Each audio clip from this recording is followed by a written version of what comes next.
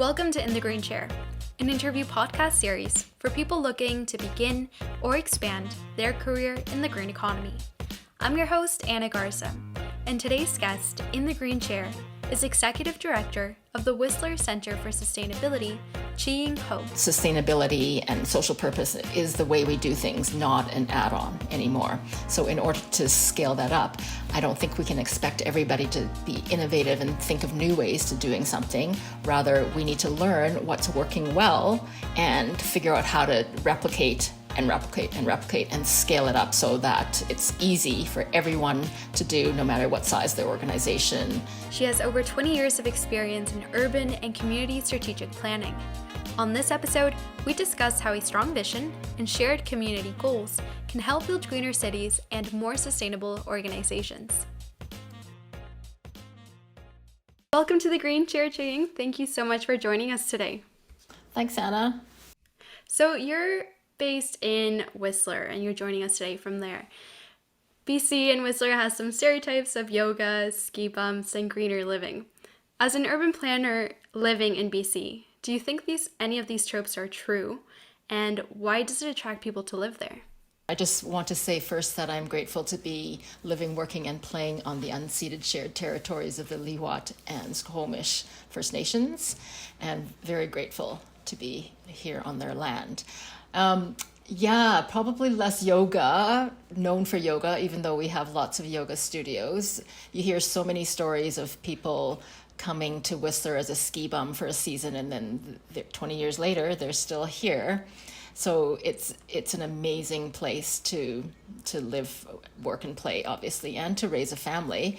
Before I moved to Whistler, I hardly ever came here to ski in the resort. But I had heard about Whistler's sustainability initiatives, and including their housing, the Whistler Housing Authority, and the housing of the non-market and resident and price-restricted housing, which is very unique in the country. So it was really the sustainability stuff that Whistler was working on that attracted me. And when this opportunity came to move here and head up the Whistler Center for Sustainability, that was what appealed to me. And then the playground was definitely a bonus. I didn't think I would end up living here for forever, but I'm planning to live here forever. Yeah, that's a dream, finding a place where there's a good balance of the work and play. And would you say a town like Whistler is an exemplar case study for sustainable urban planning? Yeah, I think Whistler was more of a leader 10 years ago. And I think it still has lots of leadership initiatives going on. I think a lot of other communities have caught up. Whistler needs to keep itself on its toes to keep leading in sustainability, but there's definitely some really great initiatives going on. So taking us a bit of a step back, could you break down what urban planning involves and how sustainable development intersects with that? Urban planning, I guess it involves everything to do with planning for your community. That includes how land is used, transportation, housing, recreation, tourism. So everything involving how a community functions and the infrastructure, the finances, how people interact. So pretty much everything to do with how a community needs to function now and into the future. And all local governments are required to develop a community plan of some sort. They're called different things in different provinces, but they need to be longish term, 5 to 10 years, looking into the future. And sustainability just has to be incorporated. I think most local governments across the country now really incorporate sustainability into the vision and into all the aspects of community, much more so than they did 20, 25, 30 years ago. And climate action is definitely integrated in community planning now. There's so many different parts of it when it comes to urban planning, and it's complex. So how do you know where to start? And I guess maybe you can walk us through your work day, who you collaborate with. We support communities to do their planning, and often that's around engagement. So one of the first things to start with is to make sure that there is a clear vision that the community has for how it wants to grow, develop, and meet all the community's needs in the future. So one thing that we do help communities with is getting the community and the residents involved in developing their shared vision. What's their vision for the future? So sometimes we'll prompt it or raise some questions to make sure that all aspects are considered around sustainability, affordability, livability, equity, inclusion, diversity, to make sure those things are all included, but really just to facilitate those conversations and coming up with a shared vision.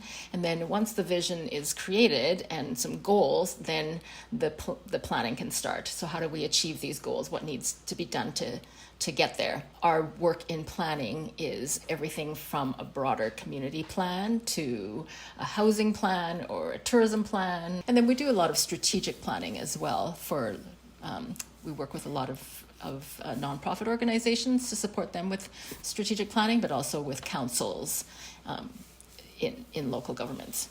What are some key ideas of strategic planning? The vision is so important to make sure that everybody is able to think of the desired future, what they want in the future, as opposed to just start identifying things that need to be done without having a really inspiring and aspiring vision for the future. So to make sure everybody's on board, so whether it's a community or it's a board or it's a council, to make sure there's that really clear and compelling vision that's articulated very clearly, and also some specific goal statements around different areas of responsibility. And then once those are created, then you can figure out, well, how do we get there? We also do a bit of a current reality, like what's going on now, what are some strengths and weaknesses, what are some external opportunities and threats that need to be considered. So having a good understanding of where you are now and where you want to go, then you can clearly identify the strategies and actions to get there. Can you tell me about a recent project that your team worked on? One project we started running a few years ago in the Sea to Sky corridor here was called the Social Venture Challenge. And we found that whatever community we worked in, people talked about local economic development was important and supporting local economy. So we started this program called the Social Venture Challenge. It was essentially a training program for new entrepreneurs wanting to start businesses or side hustles that had a social purpose. So we ran that for 3 years. And then the other thing that we just finished was a food recovery and redistribution strategy. So working with food banks in the region and grocers and restaurants and hotels this was more research based. That was our first phase, just to really understand where is the extra food waste coming from, where is it going, and what are the needs of the food banks, what is the need and demand and their current supply challenges, then trying to figure out, is there a way to connect and collaborate more between the food producers and farmers too, and the food banks in order to provide more food. And in a busy urban environment, in what ways do people benefit from sustainability being incorporated into developments? Yeah, and sustainability is a pretty broad term, so we can talk about sustainability from everything from housing to climate change to protecting our environment and forests and oceans and water, etc. One of the things that the City of Vancouver just did was council just passed this, I think it's a pilot project, to densify neighborhoods, so to allow owners of single family properties to develop up to 6 units in the single family lot. So this is completely new, very innovative, and it's a great way to just test this out. So incorporating policies around housing and then translating it to zoning and regulations that allow people to actually do those things, it's so important. Can you share with me another example? For instance, as someone walking down a city street, if I were to look around, what may I see that I don't know is part of a sustainability urban planning project? Yeah, I can talk about natural assets. So, for example, the communities, local governments spend a lot of money on infrastructure, so sewage, transportation, roads, etc. Meanwhile, a lot of our natural assets, our natural infrastructures are destroyed. So trees, wetlands, little small forests, little pocket parks, those things are paved over for development. Instead, Right. we need to figure out how to preserve these natural assets, this green infrastructure for many reasons. One, they act as natural infrastructure. So for stormwater, for example, instead of having to build all this stormwater infrastructure, if we allow these wetlands to be maintained, these little creek beds, that acts as natural infrastructure, filtering our stormwater back into our water cycle instead of flowing out to the ocean and it's gone. And also for climate impacts, the more green infrastructure we have in our communities, the more they act as carbon sinks and heat sinks. So it's an adaptation as well as a mitigation support for climate change. Yeah, and I like how you talked about infrastructure because I think a lot about in cities, the concrete is a big issue, right? With flooding. And I know that you have over 20 years of experience in community planning, engagement, and sustainability. But I'm curious, what did you want to do as a career when you were younger? When I was in high school, I knew I wanted to go to university, and my aim was to be a teacher. So I actually was a teacher for about 7 years. So right after university and my teaching certificate, I went overseas and I taught in Botswana for 2.5 years. And then that's how I ended up well, that's not how, but I ended up in Ontario afterwards. So I taught high school and college, Algonquin College in Ottawa, for about 7 years total, I guess. And then mostly because of relationships falling apart, I moved back to BC and thought I would try to do some environmental education work, because even when I was teaching in high school in Guelph and stuff, I was really involved with getting students into extracurricular stuff. So when I moved back to Vancouver, I got a summer position doing environmental education for one of the nonprofit organizations in Vancouver, and then I stayed with them for a year doing environmental education work, and I really enjoyed that bit of not formal school curriculum, but doing broader educational work around environmental issues. And I was really interested in more the in urban environmental side as opposed to the wilderness conservation side. So doing lots of stuff around urban sustainability and transportation was where I ended up for a while. And then I worked with Better Environmentally Sound Transportation in Vancouver for a few years, where we set up Bike to Work Week, and now it's become all over the place, Bike to Work Month in BC and just different initiatives. Actually was working with an organization in Ontario that had been doing the Commuter Challenge, and then we brought that to BC as well. So that's how I ended up working in this area as opposed to teaching. Even though it still was a different field, it was a kind of natural integration to what you're doing now. It ended up going into the environmental side, education, and I'm sure that your education background was really formative in what the work that you're doing now too. So Yeah, I think so. I enjoy that sharing knowledge.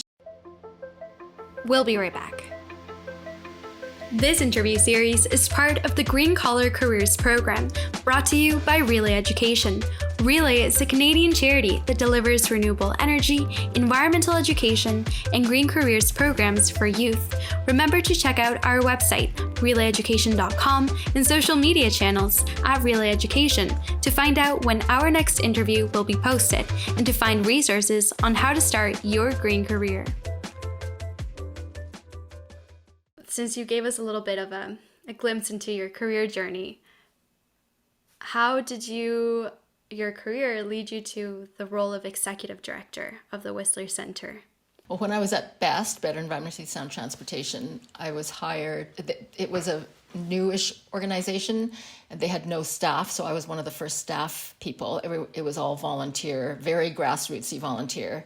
And then I got hired as one of the first 2 staff members. And as we started developing the programs, I guess I just started taking on more leadership roles because someone needed to do that. So to start doing the fundraising and working with the board, and then as we got more programs going, hiring people, managing people. So I sort of fell into that position at best. And then the organization I worked for after that, I interviewed for that position. Again, it was a new organization called Smart Growth BC, and I interviewed to be the executive director of the new organization. And then we built that up to about 14 employees. And then here's same here. I was really happy at Smart Growth BC and my, life in Vancouver, and never thought about living in Whistler.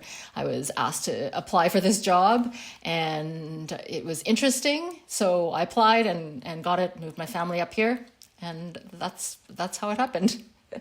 And I don't know if I would say I sought out to be an executive director, but it was more the organization that I really wanted to be involved in. And I guess to lead the development of it. So what's it like being a leader? Because what kind of leader do you try to be in your past roles and in your current role?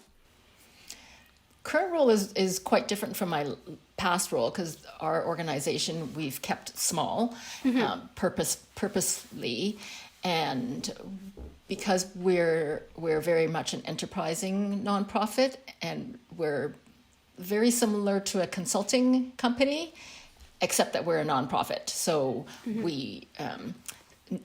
no one has shares, no one makes a profit. We all earn wages based on what we bring in, but a bunch of the money is retained in the organization. So it's a different structure of a nonprofit. So we work quite equally in many ways, but I do oversee the others, and I do the management and administration. I guess the other thing I really enjoy about the executive director role is the organizational development piece. So being able to shape where the organization goes. I mean, as I mentioned, now I feel like I'm less of an executive director in that sense, but at the beginning, very much so. I really created the programs, the structure, and really the direction of how we would grow the organization and build it out, and how we worked with different organizations. And organizational development has always been interesting to me, and I think that's why I like strategic planning with nonprofits, in particular, nonprofits and some private sector. But it's just that strategic thinking about how to grow and develop the organization. How do the companies that work with the Whistler Center benefit from incorporating sustainability efforts? So what's in it for them, essentially? Why should they incorporate more sustainability? I think where we are in time now, to attract employees, I think sustainability, like especially younger employees, if you don't consider sustainability, then it's sort of a no-go. People are not even interested. Thinking about climate change and affordability, I think now people, it's almost like you don't not incorporate sustainability anymore. The level of detail and how deep people go, that's where we're at. I think everybody is trying to incorporate at some level, but how deep they go, from supply chains to offsetting or to reducing emissions, that's the scale. Environmental, social governance, ESG stuff everybody is doing it now, and everybody has to do it. And I think it builds trust for investors, for employees, and I think we're shifting that way. It's just how deep people are going now. Mm-hmm. And I liked the comment that you made about scaling up. I know that you disagree with the idea that social innovation, urban planning must continue to innovate constantly. Why is that, and how does scaling up relate to that? Yes, that's a good question too. And it's not that I disagree with it completely. I think innovation moves us forward constantly, but it's not only innovation that makes change at a big scale. We can't keep piecemealing and having these one-offs as great examples. We need to scale up so that sustainability and social purpose is the way we do things, not an add-on anymore. So in order to scale that up, I don't think we can expect everybody to be innovative and think of new ways to doing something. Rather, we need to learn what's working well and figure out how to replicate and replicate and scale it up so that it's easy for everyone to do, no matter what size their organization, what the cultures are, whatever. Obviously, things need to be customized, but we don't always need to come up with something new in order to make change happen. So back to the more career side of this, what skills or educational background does urban planning require? I think a good understanding of how communities work, how all the different things that make a community tick. I often recommend to people who ask for an information interview with me, who are interested in some sort of community planning, is to go do a planning degree, because even if you don't end up as a planner in a local government, planners end up in interesting jobs all over the place. And I think it's an interesting discipline, an interesting field of study, is because it's very integrated, very holistic, and systems thinking. So I think being able to think about things in a systems and a holistic view and seeing how everything's interconnected is fascinating, but also just a really a good asset to have in your knowledge. If you don't have that urban planning specific degree, or you're not registered, you can still be involved with it in some ways, in the way that you are, more the strategic planning side and more the kind of holistic planning side. So yes, there's still different ways to be involved. And in what ways is your field related with urban planning and the organizational side? How is it evolving? I think as we see younger planners move into positions in local government as well, we see, as I mentioned, sustainability is a given. Like, you don't think about community planning without thinking sustainability. Whereas I think planners from 30 years ago didn't think as holistically and didn't incorporate sustainability and sustainable thinking as deeply. Like when we see some of the zonings that were done many years ago, and sometimes communities are stuck with the urban form they have because zoning approvals happened 25-30 years ago, when people did not think about sustainability, didn't think about the transportation costs of, if you put housing here and employment here, everybody's driving, and the costs to infrastructure, air pollution, climate change, and all that. People just didn't think about that so much in the past. Now, there's no way planners in local governments can think disintegratedly like that. Everything has to be much more integrated. So I don't know what planning school was like 30 years ago, but I'm pretty sure that planning school now is way more integrated. And I'm often a guest speaker in a planning class. This woman I know who's a planner, she's the director of planning, and she teaches this class at the School of Community and Regional Planning at UBC.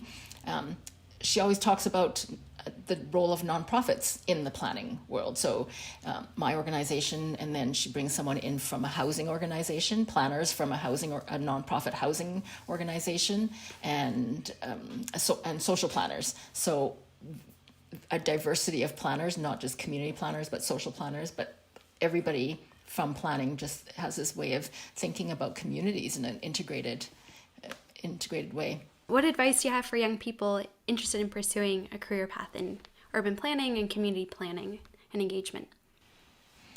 As I mentioned before, I do encourage people to take a degree, and probably a master's degree in planning if they can, because essentially everybody needs a master's degree now to work in local government, at least, or other types of organizations, and that also helps them understand which areas to focus in. Is it social planning? Is it around housing? Is it around more broader community planning, or what kinds of planning? And so I think it's a very good degree to have, whether you end up in planning or not. So that's one thing. And then the other thing is to talk to people working in the field. So coming up with some really smart questions like yours and just talking to people. People are generally really willing to talk to people interested in the field and going into it. So having these information interviews is really good to just understand more, but also it's a good step in the door. So if you do end up getting your degree or whatever and starting to look for work, then you already have some connections that you've made in the past. How can our listeners connect with you and learn more about the work that you do? People can email me at any time, cho@whistlercenter.ca. Perfect. Well, thank you so much for joining us today. It's been an absolute pleasure. Thanks, Anna, and thanks for all your very thoughtful questions. Thank you very much. Thanks for sitting down with us in the green chair today. Once again, I'm your host, Anna Garza, and stay tuned for our next episode to learn more about the different paths people take to working in the green economy.